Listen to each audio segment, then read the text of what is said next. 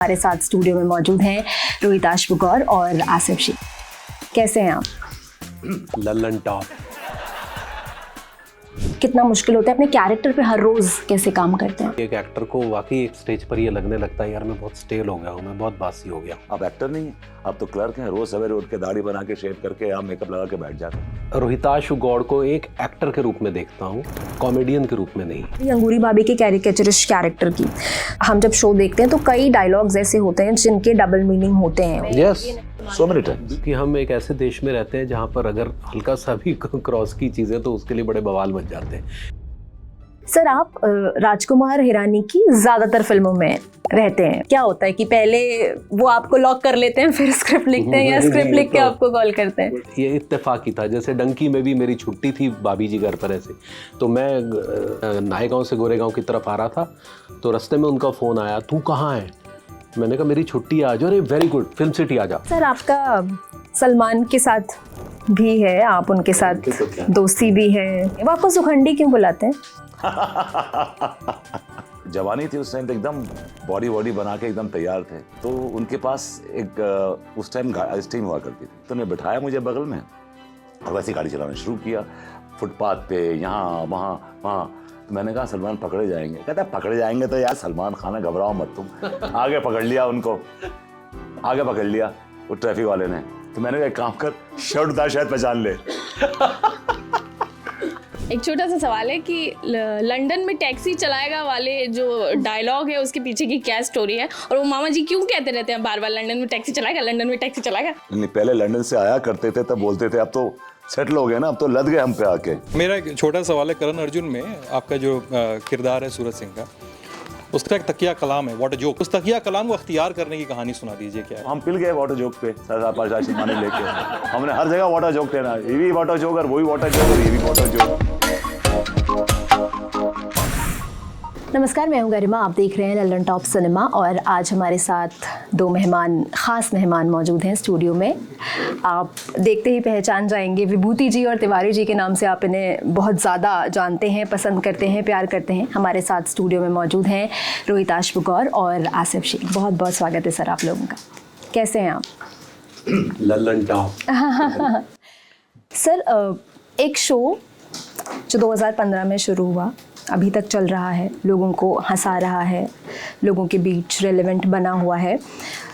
मैं ये समझना चाहती हूँ कि जब एक शो के सेट पे आप इतने लंबे दौर में जाते रहते हैं और आप इतने लंबे समय से उस शो के सेट पे जा रहे हैं, एक शो कर रहे हैं, तो किरदार का वो चार्म, उसकी वो फ्रेशनेस, वो बनाए रखना कितना मुश्किल होता है? अपने कैरेक्टर पे हर रोज़ कैसे काम करते हैं? देखिए, इनिशियली तो क्या होता है कि आप एक खाका बनाते हैं for such a long running show. खाका बनाते हैं, फिर उसमें आप रंग भरने लगते हैं, फिर आपका एक कंप्लीट कैरेक्टर बनता है। वो एक प्रोसेस होता है, वो करीब 1-1.5 साल चला वो प्रोसेस। उसके बाद जब आपको मालूम पड़ गया ये कैरेक्टर ऐसे करेगा, ये ऐसे करेगा, ये ऐसे करेगा, तो उसके बाद नाउ अब फाइट ये होती है कि ये कैरेक्टर आप कितनी देर कैरी कर सकते हैं। इट्स वेरी इंपॉर्टेंट कि वो कैरेक्टर आप कितनी देर कैरी कर सकते हैं जो आपने बनाया है। तो उस कैरेक्टर को आपको बीच में ब्रेक करना होता है। You have to do something else, you have to do something else, because and every time you have to raise the bar. हर बार आपको बार रेज ही करना पड़ेगा, अदरवाइज आप खुद जब अपने आप को देखते हैं परफॉर्म करते वक्त और परफॉर्म करने के बाद अपने सीन देखते हैं, तो क्या आप इंटरेस्टेड हैं? क्या आपको लगता है कि वो सीन इंटरेस्टिंग है आपके लिए? आपको मज़ा आता है वो देख के? अगर आपको मज़ा नहीं आता है तो फिर ऑडियंस को भी मज़ा नहीं आता है। तो इसलिए उन चीज़ को इंटरेस्टिंग बनाना हमारा एक कंबाइंड इफेक्ट रहता है हमेशा from actor to director to technicians, everybody is involve to make it interesting. हमारी कोशिश ये रहती है कि हम लोगों को हंसाएं, ज्ञान बांटना, और उसके लिए बहुत सारे लोग हैं। हम लोग की टोटल हमारी कोशिश ये रहती है, हमारा जो फोकस रहता है कि कैसे हम लोगों को हंसाएं। उसके लिए भी कीप ऑन इन्वेंटिंग, री इन्वेंटिंग थिंग्स, जो कि बहुत ज़रूरी है। देखिए, मेरे ख्याल से अगर ये कॉमेडी ना होता तो शायद ये बोरिंग हो जाता और हम भी बहुत बोरियत महसूस करते। बिल्कुल स्वाभाविक बात है ये कि एक एक्टर को वाकई एक स्टेज पर ये लगने लगता है यार मैं बहुत स्टेल हो गया हूँ, मैं बहुत बासी हो गया हूँ, अब मुझे कुछ नया करना चाहिए। लेकिन मैंने भी अपने आप से बार बार ये क्वेश्चन किया कि यार क्या कारण है कि मैं भाभी जी में अभी भी इंजॉय कर रहा हूँ। तो इसका सबसे बड़ा कारण यही जो आसिफ भाई ने बताया कि इसमें हम ना अभी भी स्टोरी लाइन में कंटेंट वाइज हम लोग रेलेवेंट हैं, आज के दौर के साथ compete करने के लिए लगातार जूझ रहे हैं। राइटर भी जूझ रहे हैं, हमारे जितने भी हमारे जो कंटेंट बनाते हैं वो जूझ रहे हैं, चैनल के लोग जूझ रहे हैं, ताकि हम पेस बनाए रखें आज के दौर के साथ, क्योंकि देखने को बहुत कुछ है। और जैसा कि अभी हम डिस्कस कर रहे थे कि आज से 10 साल पहले जिसको मैं 4-4 बार देख रहा था, वो अब देखकर मुझे हंसी नहीं आ रही है। जैसे आपने जाने भी दो यारों का ये दो उदाहरण दिया, तो इसका यही कारण ये है कि कहानी अलग अलग आ रही है, इसमें बहुत सारे विचार लिए जा रहे हैं, दिए जा रहे हैं, बातचीतें बहुत हो रही हैं जिससे नए नए आइडियाज़ आ रहे हैं, लेकिन स्टेल ज़रूर होता है। मैंने ये चीज़ फेस की है एज एन एक्टर। नहीं, स्टेल होता है और आपको इस बात का एहसास भी होता है। हाँ। आपको इस बात का एहसास होता है कि अब ये स्टेल हो रहा है। आपको फिर अपने आप को री इन्वेंट करना पड़ता है, बिकॉज कई बार ऐसा लगता है कि आप ऑटो पायलट में आप जाके सीन करके आ गए और आपने फील नहीं किया वो सीन। कई बार ऐसा होता है। देखिए, वी आर एक्टर्स, हमारी अपनी जाती जिंदगी भी है। जिंदगी में दुख सुख परेशानियां सब लगी रहती हैं, लेकिन हमारा क्या कि we have to come and perform every day. महीने के 20, 22, 23 दिन हम लोग शूट करते हैं, it's like almost every day. So उस चीज़ को उस जो एक्साइटमेंट है उसको इंटैक्ट रखना, एक्साइटमेंट को वैसे ही रखना, ये हमारी फाइट होती है कि सवेरे जब मेकअप करके आप सेट पे जाते हैं, व्हेन यू मज़े की बात बताऊं मैं आपको, आज तक मेरी एक्साइटमेंट है कि the moment I get the first scene, तो मैं पहले सीन पकड़ के मैं पहले सीन पढ़ता हूँ। That's how start my day कि यार ये सीन इंटरेस्टिंग है, ये सीन में ये ऐसा है, उस सीन में ऐसा है। You have to reinvent yourself. अगर आप और नहीं होता तो उसको बदलते भी हम अपनी तरफ से 1000 इम्प्रोवाइजेशन करते हैं। उसको जो हम देख रहे हैं आज, हम उसको भी कई बार ला देते हैं। जो बहुत सारी चीजें इनकॉर्पोरेट करनी पड़ती हैं उसको। कि sometimes comedy is one thing, you can't write everything on a piece of paper. आप 100% नहीं लिख सकते, उसमें एक्टर का कंट्रीब्यूशन होता ही होता है और होना ही चाहिए। हर एक्टर का अपना एक फ्लेवर होता है, एक्टर का अपना एक एसेंस होता है। अगर वो आप नहीं डालेंगे उसमें तो बड़ा ब्लैंड सा होगा कैरेक्टर आपका। जैसे रोहित शेट्टी भी कहते हैं कि एक्टिंग, खासकर कॉमेडी के जॉनरा में ये होता है कि एक्टर पे बहुत कुछ डिपेंड करता है कि वो डायलॉग किस तरीके से लैंड करेगा, कॉमिक टाइमिंग क्या होगी, वो सीन कैसा होगा, वो बहुत कुछ एक्टर पे डिपेंड करता है। जैसे आप लोगों ने कहा ना कि रेगुलरली आप सेट्स पे होते हैं, रोज शूट करने जाते हैं, बहुत हेक्टिक स्केड्यूल होता होगा आप लोगों का, ऐसे छुट्टी वुट्टी मिल पाती है कि आज मैं नहीं आ रहा, आज तबीयत खराब है, तो अगर नहीं हो पाते रिस्पॉन्सिबल ऐसा नहीं है। ये तो थोड़ा नहीं है, लेकिन थोड़ा सा, लेकिन ये तो खैर ये तो जिंदगी के सही मजे ले रहे हैं, बिकॉज यहाँ शूटिंग करते हैं उसके बगल में इन्होंने एक रो हाउस खरीद लिया है, वही रहते हैं, प्रकृति का आनंद भी ले रहा हूँ वहाँ पे। और लेकिन मैं ट्रैवल करता हूँ रोज 50 किलोमीटर जाना, 50 किलोमीटर आना। या every day I stay at Versova, so I travel all the way to Versova, from Versova to Naigaon, Naigaon to Versova. But lately कभी ऐसा होता है कि अभी because the roads are bad, so traffic ज़्यादा होता है, तो I stay back in a hotel. एक वहाँ पे एक होटल है, वहाँ रह जाता हूँ रात को, again I have to come back. So but ये एक बहुत इंटरेस्टिंग चीज़ है कि आप रोज़ सवेरे उठ के आपको क्या ऐसा लगने लगता है कि आप तो क्लर्क हो गए यार, अब एक्टर नहीं। हाँ, अब एक्टर नहीं, अब तो क्लर्क हैं। रोज़ सवेरे उठ के दाढ़ी बना के शेव करके आप मेकअप लगा के बैठ जाते हैं, लेकिन उस चीज़ को हटाना, उस चीज़ से निकलना एक फाइट रहती है। और उसके बाद, और मेरे साथ तो सबसे बड़ा एडवांटेज ये है कि I get to do lot of characters. मुझे बड़े चीज़ें डिफरेंट कैरेक्टर्स मिलते रहते हैं, तो वो मेरे में एक वो एक्साइटमेंट रहती है कि यार ये नया कैरेक्टर आया, इसमें ये कर लेते हैं, इसमें ये कर लेते हैं, let's do this, let's do that. So उसमें एक ये एक्साइटमेंट बनी रहती है मेरी। गिनीज बुक में भी नाम है एज एन एक्टर, वो एक एक्साइटमेंट बनी रहती है। और ये ऐसे शुरू नहीं हुआ था, करते करते करते करते करते करते करते by the time I realise, मैंने कहा जब मैंने काउंट किए तो मुझे लगा कि मैं 250 कैरेक्टर कर चुका हूँ। और अभी तक 250 इस 3 साल पहले की बात है। अब now another 100 characters, so about 350 characters we have done till now. So ये एडवांटेज मुझे मिलता है कि मुझे I get to do lot of different characters. तो ऐसे त्योहारों की छुट्टी भी नहीं मिलती है क्या? नहीं मिलती है, ऐसा नहीं मिलती त्योहार की छुट्टी। और कई बार बोल दो तो वैसे भी दे ही देते हैं, ऐसा बहुत हमारे प्रेशर नहीं है, बहुत आराम से काम करते हैं। प्रेशर वाला समझना चाह रही हूँ, क्योंकि डेली एपिसोड्स डिलीवर करना और ये देखिए वर्क वाइज प्रेशर नहीं, हमें वो टिपिकल डेली सोप्स वाला प्रेशर हम पे बिल्कुल भी नहीं जो होता है। जैसे हम 50 घंटे शूट कर रहे हैं, वो सब नहीं है, वो हम मानते भी नहीं है। कैसा होता है एक एक्टर का typical day? How is it like? I can tell you about my day. I start my day by 7:30. I get up and have a shower and I leave. And that's about 1.5 hours drive from my house to the set. 1.5 घंटे में पहुंचता हूँ. उसके बाद वहाँ पे I start getting ready. मैं workout करता हूँ थोड़ा सा, एक्सरसाइज करके देन रेडी हो जाता हूँ. By 10:30 11 I am ready. उसके बाद फिर सीन आता है. उसके बाद सीन करने चले जाते हैं. फिर दूसरा सीन आता है. हमारा सबसे बड़ा एडवांटेज है कि वी हैव 3 कैमरा सेटअप. तो इट्स लाइक अ रंगमंच, थिएटर की तरह होता है. हाँ. हम लोग सपोज एक कैमरा आपके क्लोज पे लगा हुआ है, एक कैमरा 2 पे लगा हुआ है, एक कैमरा मास्टर लगा हुआ है. आपको मालूम है कि आपको एक बार परफॉर्म करना है. So give your best the first take. So हम लोग पहले रिहर्स करते हैं. हमारी क्या होती है, पहले रिहर्सल होती है. सब एक्टर्स बैठते हैं. वहाँ पे हमारा एक जो स्पेशल एक बंदा है जो कि सिर्फ वो पढ़ता है, उसका काम ही है पढ़ना. अच्छा. ये रीड द स्क्रिप्ट. जो है. तो कैरेक्टर के हिसाब से पढ़ता है वो. इसकी इनकी एक्टिंग भी करता है, मेरी भी एक्टिंग करता है. ऐसा वो मतलब सुपरफिशियल लेवल पे. तो वो पढ़ के हम लोग इसके बाद भी रिपीट हम लोग उसमें जो भी फुल पत्ती लगानी होती है, इम्प्रोवाइजेशन करनी है, हम करके फिर फिक्स कर लेते हैं. अच्छा, आप इम्प्रोवाइजेशन भी स्क्रिप्ट रीडिंग के टाइम पे उसी टाइम में तय कर करते हैं. वही करने का वही वो फिर हम उसको फिक्स कर लेते हैं ताकि रायता ना फैले हाँ. पूरे में. फिर क्या होता है कि जी उसने बोला, फिर वहाँ पर भी बोल दिया वहाँ पर, तो फाइनली वहाँ फैल जाता है. तो इसलिए वहीं बैठ के सब सेटल कर लेते हैं कि ये तो ये ऐसा बोलोगे, ये ऐसा बोलोगे, तुम ऐसा कर लो, तुम ऐसा कर लो. और हर किसी का कंट्रीब्यूशन. ऐसा नहीं है कि मैं सिर्फ अपने बारे में बोलता हूँ. ऐसा नहीं कि मैं सिर्फ अपने बारे में अपने ही पंच सोचूंगा. मुझे अगर अच्छा लगेगा इनका तो ये मेरे इनको पंच दे दूंगा, इनको कोई अच्छा लगेगा तो ये मुझे पंच दे देंगे. ऐसा कुछ नहीं. बिकॉज हम सबको ये बात मालूम है कि अगर सीन वर्क करेगा तो सीरियल विल वर्क. तो इंडिविजुअल करके कुछ मतलब नहीं है. सो दैट्स अ रीजन कि हम लोग सब एक दूसरे से कंट्रीब्यूट करते हैं एक दूसरे के साथ. So this is the process. उसके बाद हम we go on the sets. Rehearsal करने के बाद सेट्स पे जाते हैं. उसके बाद एक कैमरा रिहर्सल होती है, मतलब कैमरा वॉन्स. उसके बाद एक फाइनल टेक करते हैं. मतलब अगर if really go to see we can finish one scene practically in half an hour. एक सीन आधे घंटे में. आधे घंटे. और वो भी that too also 2.5-3 pages scene. मतलब 3.5-4 मिनट का सीन आधे घंटे में. आधे घंटे. देखिए कुल मिला के सब कुछ यहाँ है बस. नहीं सही बात है. और ये सब कैरेक्टर सालों से कर रहे हैं. तो हर किसी को मालूम है कि ये कैरेक्टर ऐसे करेगा, ये कैरेक्टर ऐसे करेगा, ये कैरेक्टर ऐसे करेगा. तो वो सबको मालूम है.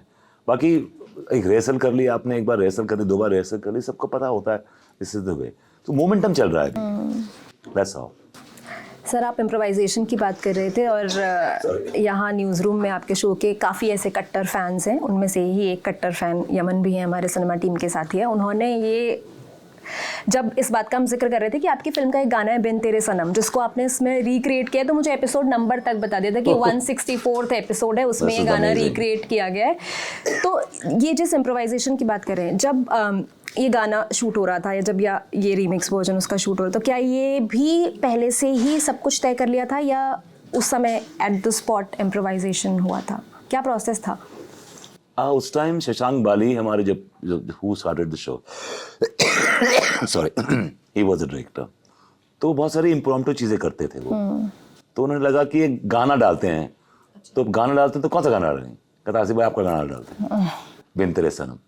तो that's how he shot that song. और हमने वो 2-3 बार किया है बिन तेरे सनम. 2-3 बार वो गाना डिफरेंट एपिसोड में, डिफरेंट सिचुएशंस में. मैंने दोनों भाभीयों के साथ किया वो गाना.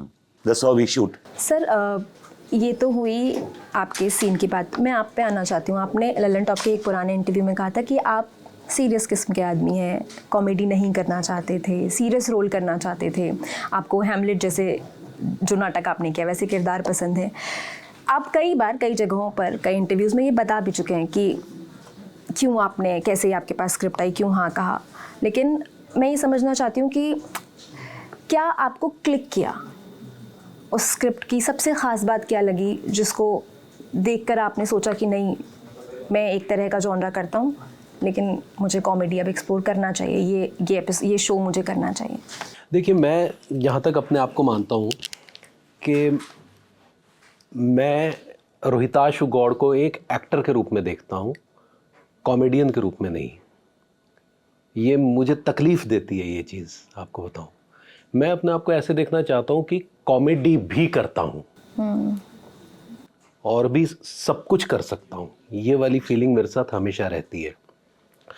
तो मैंने सबसे पहला सीरियल लापतागंज जो था ना, वो मुझे एक जो शरद जोशी की व्यंग रचनाओं पर था, जिसमें मैंने मुकुंदी लाल का जो मेन कॉमन मैन है वो ये लिया था रोल। तो उसमें क्या हुआ था कि क्योंकि वो सटायर है, वो कॉमेडी ऑफ मैनर्स है, उसमें विटी ह्यूमर है, सोशल कॉज पर वो काम कर रहा है वो आम आदमी, जैसे पंकज कपूर ऑफिस में कर रहे हैं। तो वहाँ से ये शुरू हुआ था कि यार ये आदमी जो है ये कॉमिक नहीं है, ये कॉज के लिए लड़ रहा है, तो एक सीरियस आदमी है लेकिन उसके बातों से व्यंग टपकता है।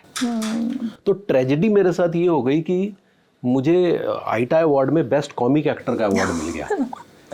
तो मुझे मैंने कहा यार ये कॉमेडी नहीं है लेकिन मुझे कॉमिक है। तो इंडस्ट्री का एक सबसे बड़ा दस्तूर है जो मुझे तकलीफ देता है कि आपको उस जॉनर में डाल दिया जाता है।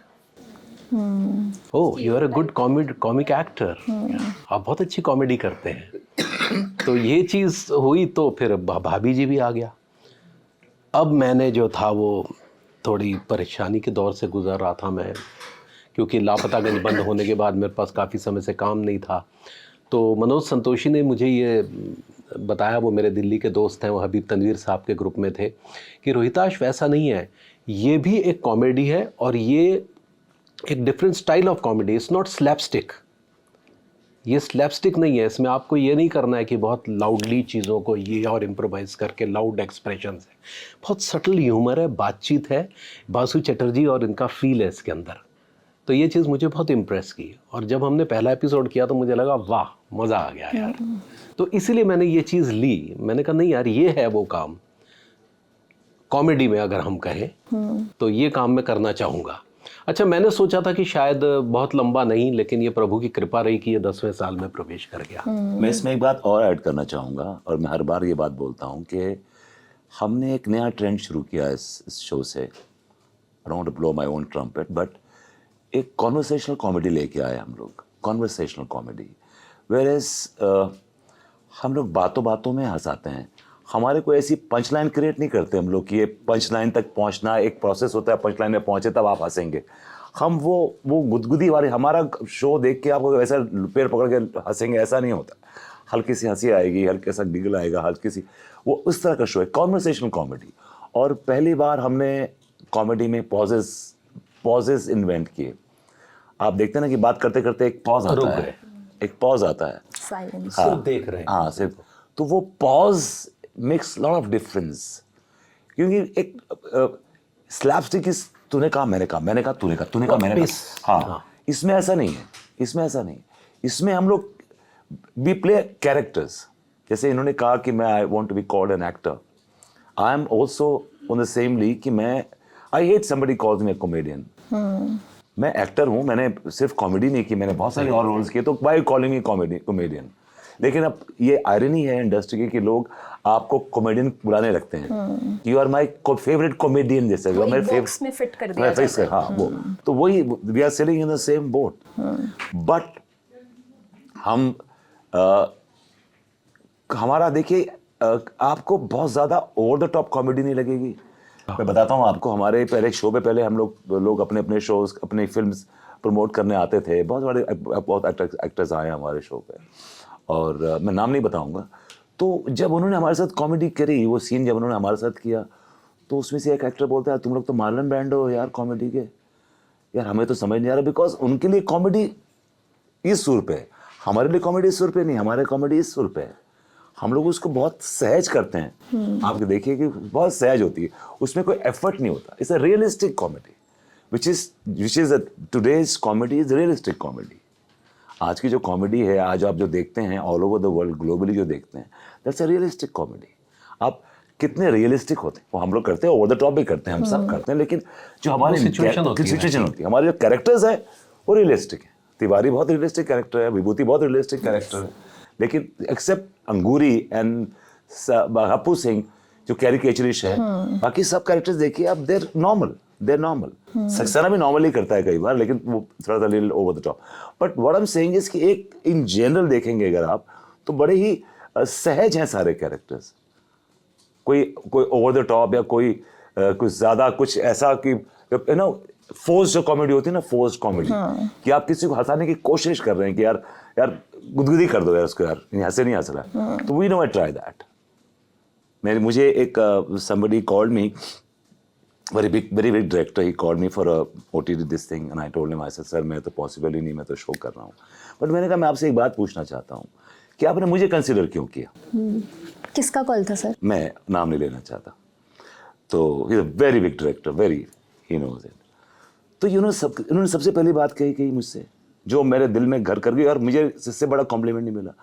कहता आप कॉमेडी को फोर्स नहीं करते हो, it comes naturally, not naturally, it is realistic. जो अगर स्क्रिप्ट बोलती है तो हंसी आएगी, नहीं बोलती तो नहीं हंसी नहीं आएगी। आप उसको फोर्स नहीं करते, आप हंसाने की कोशिश नहीं करते। दैट्स द बेस्ट थिंग, विच हमारी कोशिश यही थी। जब मैंने अपना करियर शुरू किया as a comedian, if you want to call me a comedian, जब मैंने फर्स्ट कॉमेडी शो किया, मेरी कोशिश रहती थी कि मैं कितना रियलिस्टिक हूँ और मैंने बोला कहता नहीं ये रियलिस्टिक कॉमेडी नहीं होती बॉस, कॉमेडी तो ऐसी होती है। तो फिर हमने वही करते रहे, लेकिन हमारी कोशिश ये रही कि हम इसको कितना रियलिस्टिक बना सके। सर कॉमेडी समय के साथ कितना इवॉल्व हुई है? अगर हम शो की बात करें, जब 2015 में शो शुरू हुआ था, मैं ये समझना चाहूँगी, हम अभी इंटरव्यू से पहले भी बात कर रहे थे कि अब बहुत सारे उन जोक्स पे हमें हंसी नहीं आती है जिन पे हम पहले हंसा करते थे, क्योंकि हमारा थॉट प्रोसेस भी इवॉल्व हुआ है, हम चीज़ों को लेकर के ज़्यादा समझदार हुए हैं, ज़्यादा जानकार हुए हैं। फिर आपने बात करी अंगूरी भाभी के कैरिकेचरिस्ट कैरेक्टर की, तो क्या कभी ऐसे जब टीम मीटिंग होती है या कुछ होता है तो क्या इन सब विषयों पे चर्चा होती है कि नहीं अब ये समय नहीं है, अब हम इस तरीके से पोर्ट्रेयल नहीं कर सकते, या अब ये जोक हम इस्तेमाल नहीं कर सकते, क्योंकि लोग अब समझने लगे चीज़ों को उस तरह से? तो क्या कभी ऐसे हुआ है आपने शो को स्क्रिप्ट के तौर पर, कहानी के तौर पर कितना इवॉल्व होते देखा है सेंसिबिलिटी के मायने में? इवॉल्व होते देखा है, मैंने तो देखा है, और मैंने इस बारे में टोका भी है कि अब ये पुराने जोक्स जो बहुत घिसे पिटे हो गए, इसको धीरे धीरे करके फेड आउट किया जाए। जैसे एक जोक बहुत हो गया, वाह क्या हैंडपंप लग रहे हैं, अब ये हैंडपंप बहुत हो गया यार, नहीं वो हैंडसम होता है। तो इस चीज़ों पर हम वर्क करते हैं, तीसरी आंख से ज़रूर देख रहे होते हैं कि क्या चल रहा है, क्या ट्रेंड है, इसको लाया जाए बीच में किसी भी तरह से। ट्रेंड की बात नहीं, देखिए हर चीज़ इवॉल्व होती है। आप आज जो कॉमेडी कर रहे हैं 6 महीने के बाद वो कॉमेडी नहीं है, 1 साल के बाद इससे डिफरेंट कॉमेडी। आप देखिए OTT, हालांकि वैसे कॉमेडी कंटेंट वैसे भी बहुत कम है, आप कहीं भी देखिए बहुत कॉमेडी की ऐसी चीज़ है कि थोड़ा डिफ़िकल्ट क्राफ्ट है ये, लोगों को हंसाना, और बहुत लिमिटेड OTT, बहुत लिमिटेड शोज़ मिलेंगे कॉमेडी के आपको, और फिल्में बहुत लिमिटेड मिलेंगी। लेकिन आप देखिए कांस्टेंट ग्रोथ होती है उसमें। आज जो कॉमेडी है आप उसे देखिए, आज से 3 साल पहले, 4 साल पहले वो कॉमेडी नहीं है। Now people are more subtle, people are more realistic, they want to laugh on a witty thing, not on buffoonery. आप फेसेस, पहले याद था वक्त था कि जब फेसेस बनाते थे बफूनरी करते थे, अब वो चीज़ आउटडेटेड है। Now it's like more realistic, more today's comedy, आज की ज़बान में कॉमेडी, जो आज की लैंग्वेज में कॉमेडी है, जो मेरी कांस्टेंट कोशिश रहती है। Because Vibhuti is a character which is more, अब उससे मेट्रोइश और मोर सिटी सेंट्रिक कैरेक्टर। सो वो मेरी कोशिश रहती है कि मैं कैसे उस चीज़ को विच today's generation can relate with. But still मतलब हम जब शो देखते हैं तो कई डायलॉग्स ऐसे होते हैं जिनके डबल मीनिंग होते हैं, उनका कॉन्टेक्स्ट अलग होता है, तो वो एक लाइन मेंटेन करना कि वो it should not sound cheap और it should not look cheap, वो कितना बड़ा चैलेंज होता है? या कभी ऐसे हुआ है क्या कि कोई ऐसा डायलॉग स्क्रिप्ट में लिखा हो और सीन करते समय आप लोगों को खुद ऐसे लगा हो कि नहीं हमें ये नहीं इस्तेमाल करना है? बिल्कुल लगा है, So many times. क्योंकि हम एक ऐसे देश में रहते हैं जहाँ पर अगर हल्का सा भी क्रॉस की चीज़ें तो उसके लिए बड़े बवाल मच जाते हैं। जैसे हमने एक एपिसोड किया था जिसमें आप एक फिल्म बना रहे होते हैं, है ना, फिल्म डायरेक्टर, तो एक एक्सपेरिमेंट के तौर पर किया था, लेकिन उसको वो थोड़ा सा एक लाइन हल्की सी क्रॉस की और दूसरे दिन जो है हमें ताबड़तोड़ हम पे प्रहार किया। लेकिन आपको बताओ, तो हमने उसको तुरंत जो है वो किया और उस एज को छूने से इनकार किया। तो वो एपिसोड हटाया या क्या हुआ? नहीं वो टेलीकास्ट हुआ बकायदा। उसमें बहुत सारे लोगों ने पसंद भी बहुत किया, ऐसा नहीं, वो तो बहुत पसंद भी किया गया वो। लेकिन तब से हमने ये निर्णय लिया कि हम जो है उसको उस एज को नहीं छुएंगे, वहीं तक रहेंगे, और हम उसके लिए बहुत जागरूक रहते हैं। करते हुए। अब मैं बताऊं आपको, जब ये शो शुरू हुआ था तो ये 10:30 का शो था। It was little adult comedy, adult comedy थी थोड़ी। लेकिन जब धीरे धीरे हमने करने लगे तो जब बच्चों ने शो को पिकअप किया, देन वी डिसाइडेड कि नहीं यार, we should not. But basically the way they started was like, आप कॉन्सेप्ट देखिए ना, कॉन्सेप्ट अपने आप में इट्स लिटिल मैच्योर्ड कॉन्सेप्ट। सही बात। कि इसकी बीवी को वो लाइन मार रहा है, उसकी बीवी को वो लाइन मार रहा है। सो ये कॉन्सेप्ट अपने आप में मैच्योर्ड कॉन्सेप्ट है। लेकिन धीरे धीरे जब बच्चों ने लाइक करना शुरू किया तो हमने उसको टेपर कर दिया, कम कर दिया। लेकिन कभी कभी ऐसे आ जाते हैं हमारे पास, ऐसे हो जाते हैं, कुछ एक सीन ऐसे होते हैं जिसमें थोड़े से ऐसे होते हैं तो हम भी नो। और अब क्या करते करते आपको मालूम है कि ये चीज़, इसके you have to draw line, you have to draw line, you should never cross that line, कि वो चीप ना लगे। अगर भाभी जी पे कुछ तंज भी कसा, कुछ उसने कुछ ऐसा रिमार्क भी पास किया तो वो चीप नहीं लगना चाहिए, वो क्यूट लगना चाहिए, वो क्यूट लगना चाहिए। तो वो बहुत ज़रूरी है कि आप वही चीज़ आप उसको दो तरीके से बोल सकते हैं, या तो आप एक लेच की तरह बोल सकते हैं या फिर एक बड़े क्यूट वे से बोल सकते हैं, मासूमियत से।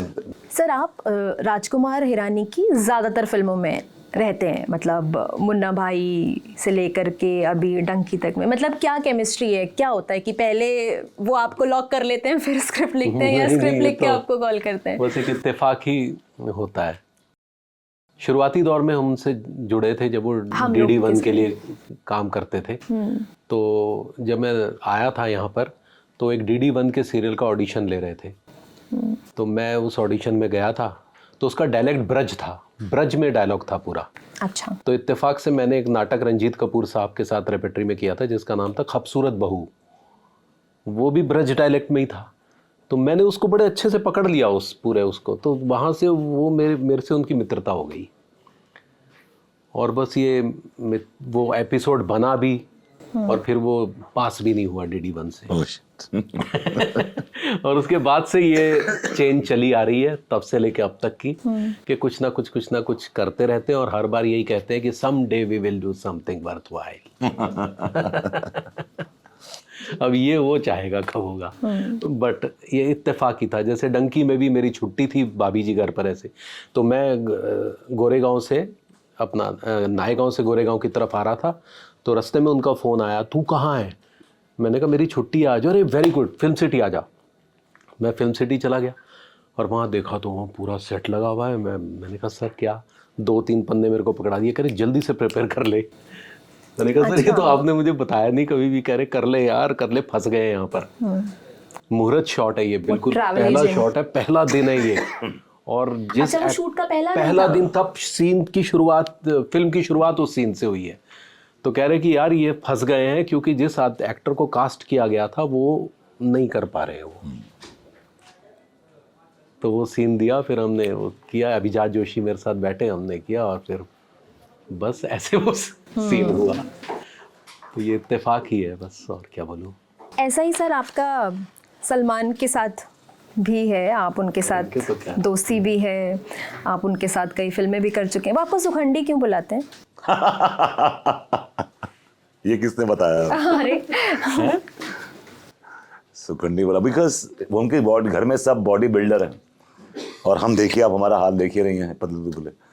तो किसी का की मिसाल देनी होती है ना, किसी को बोलना होता है यार एकदम एकदम मरियल, वो आसिफ है ना उसकी तरह एकदम, दैट्स हाउ ही सेज, एकदम मरियल मरियल मरियल, आसिफ की तरह मरियल। तो मैं एक सिंबल हूँ कि आसिफ एक मरियल आदमी है, तो इसलिए ही कॉल्ड मी सुखंडी। वो तो बहुत सालों से बता रहा है। अभी भी आपको इसी नाम से बुलाते हैं? वो तो किसी को किसी नाम बुला सकते हैं। आपने करण अर्जुन से उनके साथ काम शुरू किया और उसके बाद आप लगातार उनके साथ काम करते आ रहे हैं। अगर हम उनकी पर्सनालिटी में भी और एज एन एक्टर भी सलमान में बदलाव देखें, या उनके किरदार के वो नुआंसेस आप पकड़ते होंगे कि ये चेंजेस आए हैं, शूटिंग करने के तरीके में इस तरह के चेंजेस आए हैं, या एज अ ह्यूमन बीइंग वो कितना इवॉल्व हुए हैं, एज अ पर्सन वो कितना बदले हैं, वो कितना चेंज उनमें आया है? और उनके साथ शूटिंग के हमने कई किस्से सुने कि पार्टी जैसा माहौल होता है सेट पे। आपका कोई किस्सा उनके साथ शूट का, क्योंकि आपने उनके साथ काफ़ी काम किया? मैंने तो बहुत काम किया उनके साथ, लेकिन किस्से बहुत हैं, लेकिन सारे किस्से सुनाने वाले नहीं हैं। जो सुनाने वाले हैं सर वही मैं सुना उसमें एक किस्सा सुनाता हूँ कि हम लोग शूटिंग कर रहे थे हैदराबाद में, कौन सी फिल्म की? औजार की। औजार की। तो उसमें एक झील थी, बड़ी झील, उसमें बीच में सेट लगाया था उन्होंने, बीच में सेट लगाया था और एक लंबा एक रास्ता बनाया था। तो बारिश आ गई तो सेट आ रही, कच्चा पक्का था, तो बारिश आ गई तो पैकअप करना पड़ा। तो मेरा एक फ्रेंड रहता था हैदराबाद में, Khalil, had bought a new car, नई गाड़ी लेके आया था। वो उस टाइम एक्सट्रीम चली थी, नई एक्सट्रीम आई थी। कहता दिखाने आया, कहते देख यार मैं नई गाड़ी लेके आया हूँ। तो सलमान ने बोला दला मैं चलाता हूँ तेरी गाड़ी। और वहाँ जो गाड़ी उसने चलाई है, पत्थरों पे से, तूफान में से, यहाँ से वहाँ से, ये वो, and he my friend almost killed me. अच्छा उसको तो बोल नहीं पा रहा था, कहता मना कर यार इसको, यार मना कर इसको, ये तो मेरा नई गाड़ी है फर्स्ट टाइम। मैंने कहा यार वो टूटेगी नहीं, तुम्हें गारंटी में है। और जानबूझ के सलमान की आदत है कि जानबूझ के करता है वो। तो उसके बाद जब गाड़ी पहुंच गया होटल, तो वहां पे कहता कैसे रे ड्राइव, सांस आई कि नहीं आई तेरे को? तो उसके बहुत किस्से हैं। एक बार हम लोग चाइना क्रीक में शूट कर रहे थे, तो वहां से हम लोग निकले। जब भी शूट करता तो अपने साथ ही ये भी लेकर, औजार की बात है? नहीं ये हम लोग शूटिंग कर रहे थे, कौन सी फिल्म थी, जैकी श्रॉफ, एक सवा, अरे यार नाम भूल गया उसका मैं, जैकी श्रॉफ था उसमें, सलमान था और आई डोंट नो नाम भूल गया, खैर एनीवे। नहीं बंधन, वे शूटिंग पर बंधन इन चाइना क्रीक। तो वहाँ से उस टाइम तो खैर जवानी थी, उस टाइम तो एकदम बॉडी बना के एकदम तैयार थे। तो उनके पास एक उस टाइम स्टीम हुआ करती थी, तो उन्हें बिठाया मुझे बगल में और वैसे गाड़ी चलाना शुरू किया, फुटपाथ पे, यहाँ वहाँ। तो मैंने कहा सलमान पकड़े जाएंगे। कहता पकड़े जाएंगे तो यार सलमान खान घबराओ मत। आगे पकड़ लिया वो ट्रैफिक वाले ने, तो शीशा नीचे किया, अरे भाई। तो उसने जेन्युइनली नहीं पहचाना इसको, नहीं पहचाना। तो कहता यार इसने पहचाना नहीं। तो मैंने कहा एक काम कर, शर्ट उतार, शायद पहचान ले। तो ऐसे से बड़े किस्से होते हैं। और जब भी उसके साथ whenever you shoot with him, it's like a party scene। आप सेट पर भी पार्टी, और I don't know what people image about him, कि लोगों के दिमाग में क्या इमेज है उसकी। लेकिन Salman is the most happy go lucky person. वो मस्त, सबसे बार मिलना, वो गपशप मारना, is a different league all together. मतलब मैंने work with so many actors in my life, बड़े बड़े एक्टर्स के साथ काम किया है, लेकिन Salman is a different creed all together. मतलब you can not compare Salman to anyone. The kind of person he is, genuine आदमी है, हर चीज़ जेन्युइन है, हर चीज़ उसके बारे में हर चीज़ जेन्युइन है। जो सामने दिखता है वही पीछे है। कुछ ही बोलना होगा मुँह पे, कितनी बार गाली देता है मुँह पे, कितनी बार। और you do a good job, he hugs you, he appreciates your work. भाभी जी घर पर शुरू हुआ था तो कॉल आया था। हाँ, ही कॉल्ड मी। आपने शो में इंटरव्यू भी किया है उनका? हमने शो में उनका सलमान का इंटरव्यू भी किया था। तो ही वाज वेरी हैप्पी। हाँ, ही सेड कि यार I am happy, it's a good show, I am liking it. मैंने 2-3 एपिसोड देखे, मुझे बड़ा मजा आया। So he is a genuine guy basically. और मैं कभी, ही हिमसेल्फ कॉल्स मी, मैं कभी नहीं जाता रोल मांगने के, सलमान मुझे रोल। कभी उससे डायरेक्टर बोलता है आसिफ को बुला लो उसके लिए, Asif will do this, Asif will do that. ऐसे ही होता है। अभी हमने एक किसी का भाई किसी की जान फिल्म की थी, तो उसमें 25 दिन, मैंने कहा 3 महीने 25 दिन सलमान पॉसिबल नहीं है, क्योंकि सीरियल भी चल रहा है यस। साथ। मतलब हम लोग 23-24 दिन शूट करते हैं महीने का। मैंने कैसे पॉसिबल है? कहता this is not my lookout. तू ये फिल्म कर रहा है और कैसे कर रहा है, दैट्स योर लुकआउट। बस कह के उसने फ़ोन काट दिया। तो फिर कैसे मैनेज किया आपने? हाँ, मैंने का मैनेज किया, ऊपर वाले ने मैनेज करा दिया। Somehow I manage. वो जो 3 महीने निकले मेरी जिंदगी के, कैसे निकले मैं जानता हूँ। It's like because there is lot of responsibilities, show की बहुत रिस्पॉन्सिबिलिटी है। आप इसको, I don't want to neglect this show because this is like our thing. उसको छोड़ के मैं कुछ और करूँ, तो फिर मैंने क्या किया, अपना इनपुट बढ़ाया।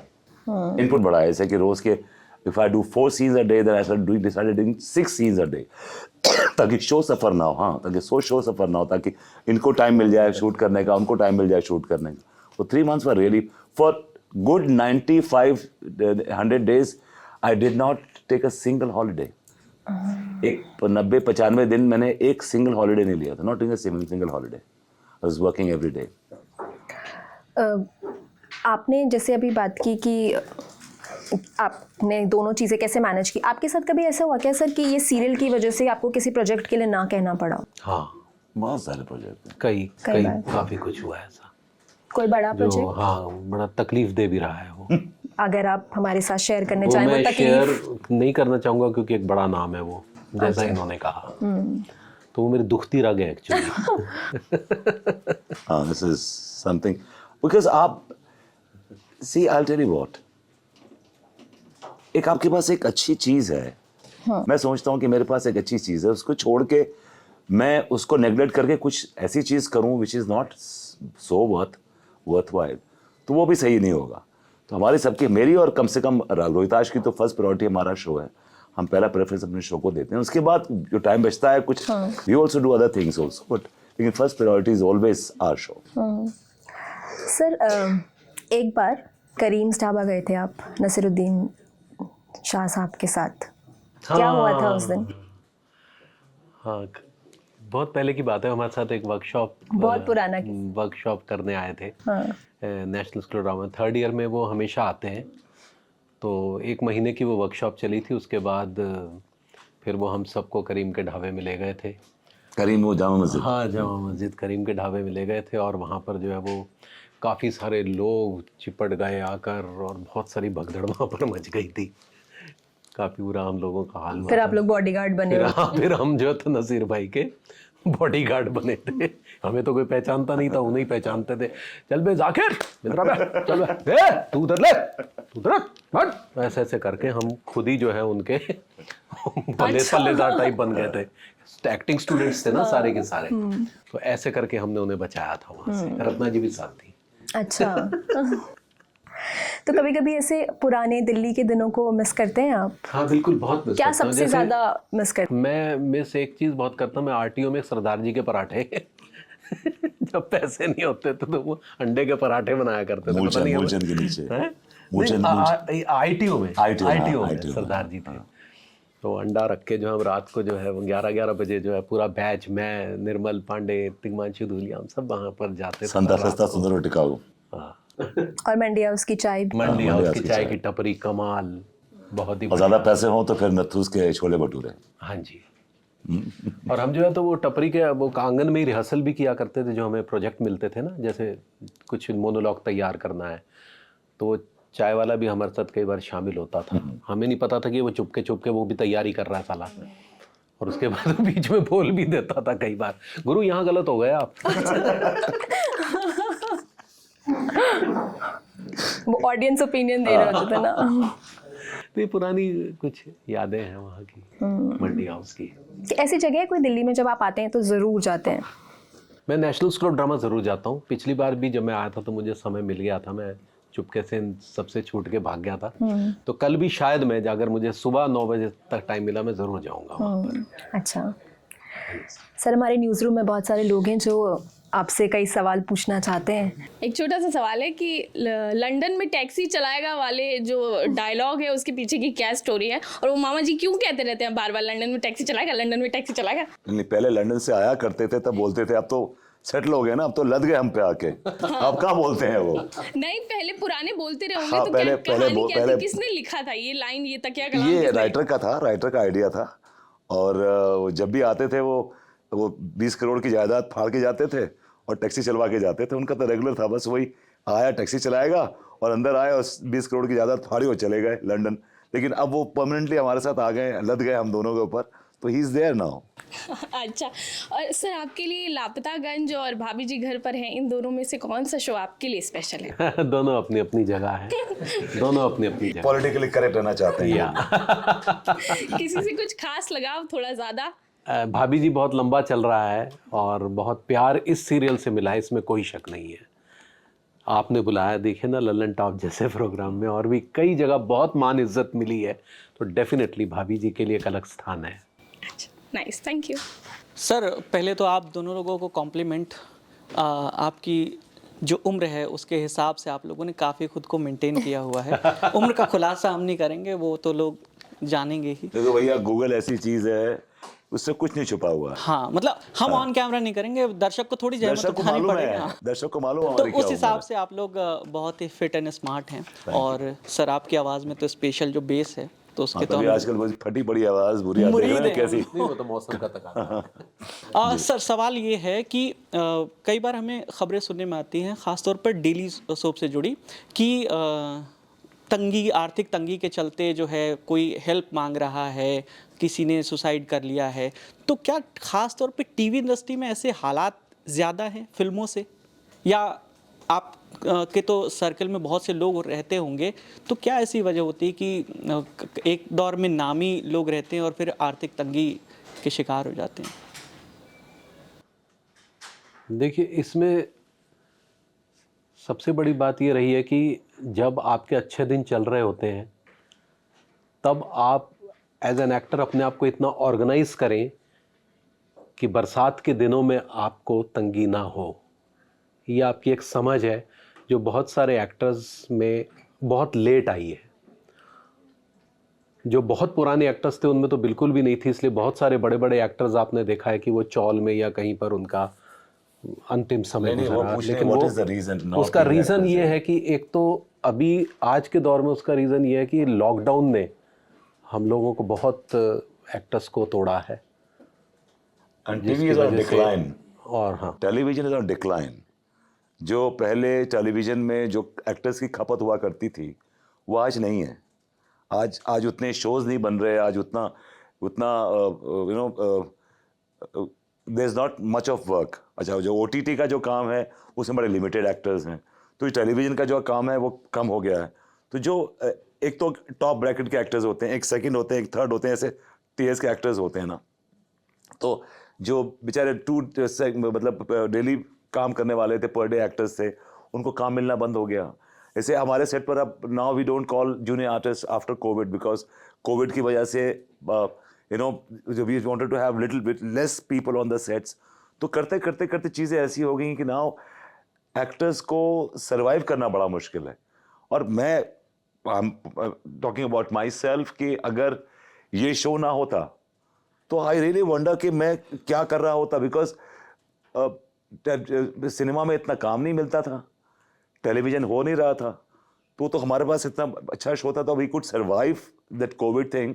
कोविड की वजह से बहुत सारे जो एक्टर्स हैं वो अपने गांव चले गए, और कुछ एक्टर्स ने एक्टिंग छोड़ दी, कुछ प्रोफेशन चेंज कर दिया, बिकॉज यहाँ पे सर्वाइवल बड़ा मुश्किल हो गया अभी। और जो पैसे जिस आज समझ लीजिए कि जो एक्टर्स को पर डे 50,000 मिलता था, एकदम कम हो हाँ, गया। वो करके 20,000 25,000 पे आ गए हैं।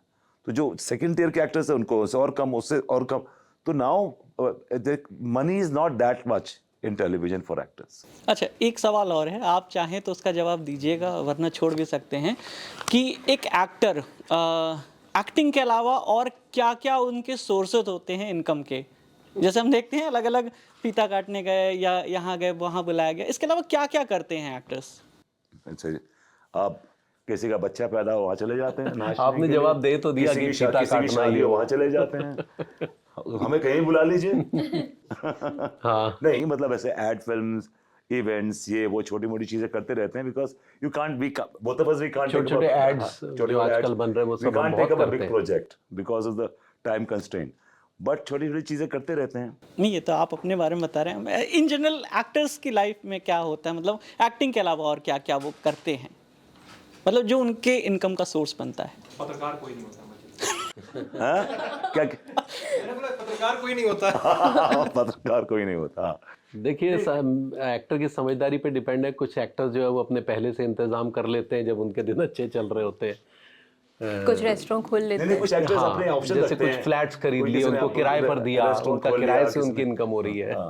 मतलब वो भी ऐसे कॉमन मैन टाइप ही? कॉमन मैन सर, प्रॉब्लम अभी क्या होती है जी। हाँ, एक्टर्स में एजुकेशन कम है बहुत। There are very few actors who are educated.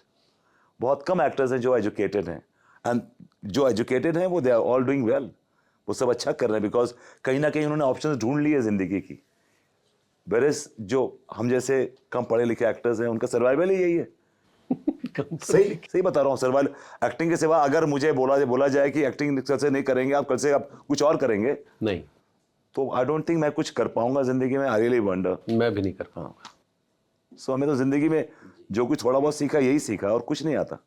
Sir मेरा नाम प्रशांत है और सवाल आप दोनों से है क्योंकि जो शो है उसका थीम कानपुर बेस्ड है, मैं उसी शहर से बिलोंग करता हूँ, तो झकरकट्टी और घंटाघर ये सब, तो क्योंकि किसी एक शहर का डायलेक्ट जो है वो मैच करना एक चैलेंज होता है, तो आप दोनों कभी गए हैं वो शहर? कहाँ गए? कानपुर तो गए हैं। कहाँ कहाँ गए?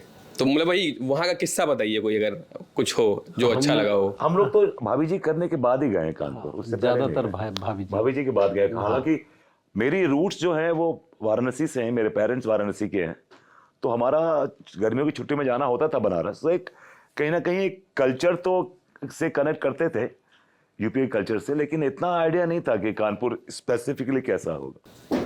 तो वो शो में पोर्ट्रे करने में कोई चैलेंज आया हो? इनिशियली तो आया, हाँ, फिर भाषा को लेके आया, लेकिन राइटर ने बहुत हेल्प की, because writer is from Aligarh. हाँ, तो उन्होंने लैंग्वेज, सबकी लैंग्वेज को उन्होंने डेफिनेटली सुधारा, बेटर किया। तो अब तो हम शाने हो गए। अभी भी और होना बाकी है वैसे। अच्छा, अभी आधा और बाकी है। कानपुर से 80 किलोमीटर दूर जाते हैं लखनऊ, एक दुकान है चाय की, बहुत ज़हीन चाय की दुकान है, आप वहाँ अक्सर पाए जाते हैं। जब मेरे दोस्तों को पता चला कि आप आए हैं तो उन्होंने एक फ़ोटो भी भेजी है आपके साथ। उस चाय की दुकान का नाम तो आप जानते ही होंगे। वो एक बुजुर्ग से है ना, हजरतगंज में। हाँ जी, वो अन्नू अवस्थी हमें लेकर गए। हाँ, शर्मा जी की चाय कैसी लगी? चाय शर्मा जी की चाय बहुत ही बढ़िया थी, बहुत बढ़िया चाय। चाय के साथ बन मस्का कुछ? हाँ जी, मस्का लगा के वो ब्रेड में, बहुत ही बढ़िया। और मेरे दोस्तों ने आपको प्यार और बहुत ही ज़्यादा वो भेजा है कि जब आप, इनका ये कहना था कि जब ये आप मिले ना तो एक ऑरा होता है सेलिब्रिटीज़ का, वो आपके पास ऐसा कुछ नहीं था। आप बहुत, जितने लोगों से आप मिल सकते थे आप मिले वहाँ पर जी। तो हम तो वो शख्सियत है जो खुद ही कहते हैं आओ मिलो। नहीं, आप चाय पी रहे थे छिप के। नहीं, ये बुला के बोलते हैं आओ भैया फोटो खिंचवानी भैया है। मिल ले, फोटो पता नहीं है दिन कल रहे ना रहे। कोई रह गया फोटो खिंचवाने वाला, कोई रह गया भाई, कोई रह गया, ये पूछते हैं हमारे। हाँ, हम खुद पूछते हैं। एक बात इनके बारे में बोलना चाहूंगा, ये बड़े सहज हैं, ये बहुत सहज, हर चीज में सहज है। तो और क्योंकि हमारे अंदर डर की ग्रंथि बड़ी गहरी बैठी हुई है। वी कॉल आवरसेल्व्स, हम दोनों बोलते हैं वी आर इनसिक्योर एक्टर्स। अभी भी इनसिक्योर एक्टर्स बोलते हैं हम अपने आप को, कि इनसिक्योर रहते हैं हम दोनों। हम जब घर भी जाते हैं ना, हम बीवी को देख के बस देखते ही रहते हैं कि पता नहीं कौन सा अनजाना भय है। तो एक अनजाना भय हमें हमेशा सताता है। सर, वो कहीं सीरियल आप कर रहे हैं, भाभी जी घर पे हैं, कुछ इस वजह से तो नहीं है? नहीं, ऐसे जैसे इनकी आदतें हैं सेट के ऊपर, ऑब्वियसली डरेंगे बीवी से। बीवी जी घर पर हैं आप। एग्जैक्टली। मेरा एक छोटा सवाल है, करण अर्जुन में आपका जो किरदार है सूरज सिंह का, उसका एक तकिया कलाम है व्हाट अ जोक जी। और वो आपने अख्तियार किया उसको, मतलब वो जब वो गाली खा रहा है वो किरदार तब भी व्हाट अ जोक बोल के चला जाता है, जब वो खुश है और वो क्राइम करने जा रहा है तब भी वो व्हाट अ जोक बोल के चला जा रहा है। उस तकिया कलाम को अख्तियार करने की कहानी सुना दीजिए, क्या है? अख्तियार करने की कहानी ये है कि राकेश रोशन ने जब मुझे रोल सुनाया तो उन्होंने बोला कि ये इस पे ज्यादा ध्यान देना, ये व्हाट अ जोक पे। What a joke is a you know, ये कैरेक्टर है व्हाट अ जोक। तो हम पिल गए व्हाट अ जोक पे, 7-5 माने लेके हमने हर जगह व्हाट अ जोक लेना, ये भी व्हाट अ जोक और वही व्हाट अ जोक और ये भी व्हाट अ जोक। सो ये कहानी है ऐसे, क्योंकि ये कैरेक्टर ऑलरेडी गुलशन ग्रोवर कर चुके थे मुझसे पहले। ही शॉट फॉर 3 गुड डेज, उसके बाद फिर मुझे कैरेक्टर मिला, तो वो व्हाट अ जोक को बोल चुके थे already, what a joke. So that's how they think. Kanpur की बात हो रही थी, मुझे भाभी जी घर पे पहले बहुत ज़्यादा देखता था, अब धीरे धीरे आदत छूट गई, टीवी से वास्ता छूट गया, इंटरनेट ने जगह ले ली। एक चीज़ में मुझे सवाल है कि ये कॉन्सेप्ट आया क्या, कानपुर के लोग वो ग्लास में, स्टील के ग्लास में शराब क्यों पीते हैं आपके शो में? नहीं, आपको कुल्हड़ में जगह। हाँ भाई, मैं अगला सवाल है कि फिर कुल्हड़ कहाँ पहुंच गया? इस शीशे की ग्लास है, मिलती नहीं है वहाँ। नहीं, वो क्या है कि सब जाहिल झपट है ना, तोड़ ओड़ देते हैं, इसलिए स्टील का गिलास रखो उसमें। और क्या, टीका मलखान जैसे साले जाहिर जो। हाँ, बिल्कुल, और वो क्या सुनिए, करेंगे? दिन में वो चाय की दुकान होती है, रात को वो शराब का अड्डा हो जाती है। आपने नोटिस नहीं किया?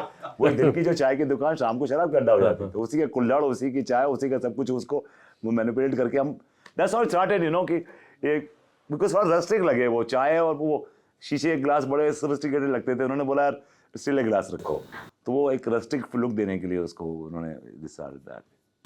मेरा नाम आशीष है। मेरा सवाल आपसे है रोहिताशु जी, आपने जय हनुमान करके एक शो किया था। हम लोग बहुत छोटे छोटे थे, लाइट रहा नहीं करती थी, रात को वेट किया करते थे। आप तुलसीदास बने थे, वो मेरी पहली याद है। बड़ा ब्लैक एंड वाइट टीवी थी उसमें, लेकिन आपकी शक्ल याद रह गई। तो उस शो का कोई किस्सा बता दीजिए, या फिर ये कि सबको पता है कि चेंज बड़े आए होंगे तब के जो शो होते थे और अब की शो, तो कितना अंतर दिखता है आपको टेक्निकली, मतलब शूट करने में टाइम कितना लगता है इस हिसाब से? देखिए, एक तो वो माइथो था, और तुलसीदास का चरित्र आपको पता ही है कि वो अपनी बीवी से इतनी मोहब्बत करते थे कि वो जब वो मायके चली गई तो बहुत परेशान हो गए। फिर जब वो नदी पार करके, नाले पार करके सांप को रस्सी समझ के ऊपर चढ़ गए थे, ऐसा कुछ था ना। तो फिर वहाँ गए तो पत्नी ने कहा कि जा इतना प्रभु राम से प्रेम करते तो वो मिल जाते तुम्हें। तो मतलब मुश्किलात उस समय ये पेश आई कि एक ही कैमरा था, एक ही कैमरा सेटअप। अब तो जैसे 3 कैमरा सेटअप हो गए, एक कैमरा लगा है, उसी में रात को सारी रात शूट करना है। और एक्चुअल नदी में नीचे इतने पत्थर है, वो पूरे भाग के ऐसे क्रॉस करना है बरसात के दिन, और पैर इतने मोटे हो गए थे, बुरे हाल थे। तो मेहनत बहुत ज़्यादा उस किरदार में लगी थी। पूरा ऊपर से गंजे हो गए थे, और दिन के टाइम में जो है वो, क्योंकि वो नाए गांव में, वो अपना उमर गांव में गर्मी बहुत, तो यहाँ पूरे फफोले निकल गए थे पूरे गर्मी से, हीट से। तो उसमें वो मलरम लगा के भी हम लोग शूट किया करते इनकी थे। लाइफ में एक ट्रेजेडी रही है कि इन्होंने जो शोज किए उसमें तकलीफें बड़ी झेली हैं। तो लापता गंज में भी पूरे दिन भर ओपन में मिट्टी। और अब जब भाभी जी करते हैं तो ऐसा लगता है कि ये जन्नत में। हाँ, मतलब वाकई। एसी से और एसी में आना, मतलब इनको लगता है कि यार ये जिंदगी है जी। और बहुत खुश है इस चीज से, कहने लगे मैंने जो भी कुछ किया है। और मजे की बात सुनेंगे, उतनी गर्मी में इनको इतनी आदत पड़ गई थी गर्मी की। हम दोनों एक और शो कर रहे थे बीच में, जिक्र करूं कि नहीं करूं? हाँ करो। हम आपके इन-लॉज, तो उसमें ये लड़के का बाप बने थे, मैं लड़की का बाप बना था। तो ये उस टाइम मई की गर्मी में जब हम लोग सब छां ढूंढते थे, ये फोन पे बात करते हुए निकल जाते थे लंबी, और कहाँ जंगलों की तरफ, भाई कहाँ रोहिताश की तरफ, रोहिताश जंगलों से पकड़ के लेके आते थे भैया रोहिताश जी आ गए। तो इनको गर्मी का सर्दी का कोई ज्यादा फर्क पड़ता नहीं है बेसिकली। ये हाँ, तो ये जय हनुमान का ही असर था जो आप बता रहे हैं। ये वाटर प्रूफ है, वेदर प्रूफ है। और एक किस्सा और कि भाभी जी घर पर है में ही जब शिल्पा शिंदे थी, तो वो मेरे रूम में आई, मेकअप रूम में, और कहती रोहित जी क्या एसी चल नहीं रहा है? मैंने कहा नहीं चल रहा है शिल्पा जी। नहीं चल रहा है यार, नहीं चल रहा है। उसने देखा तो एसी काफी दिन से बंद था। काफी दिन से बंद था, और मुझे पता ही नहीं कि एसी है। अब बताइए आप इनसे अब क्या एक्सपेक्ट करेंगे? तो हमने बॉडी को इस तरह से मजबूत बनाया है। तो सवालों के क्रम पर यहीं विराम लगाएंगे। आप दोनों हमारे साथ यहाँ न्यूज़ रूम में मौजूद रहे, हमारे सभी कलीग्स के सवालों के जवाब दिए, हमारे सवालों के जवाब दिए, बहुत बहुत शुक्रिया। वो यादें जो, ये वो दौर था जब फ़ोन और इंटरनेट जो है हमारे साथ जुड़ रहा था और टेक ओवर करने की कोशिश कर रहा था। तब एक शो शुरू हुआ, भाभी जी घर पर हैं, जिसने हमें वापस टीवी स्क्रीन की तरफ जोड़ा, और आज भी वो शो लगातार चल रहा है। ऐसे ही लगातार चलता रहे, ऐसे ही आप लोगों को हंसाते रहें। बहुत बहुत शुक्रिया, थैंक यू सो मच। आपको ये इंटरव्यू कैसा लगा आप कमेंट करके ज़रूर बताइएगा। खुश रहिए, स्वस्थ रहिए, देखते रहिए ललन टॉप सिनेमा। शुक्रिया।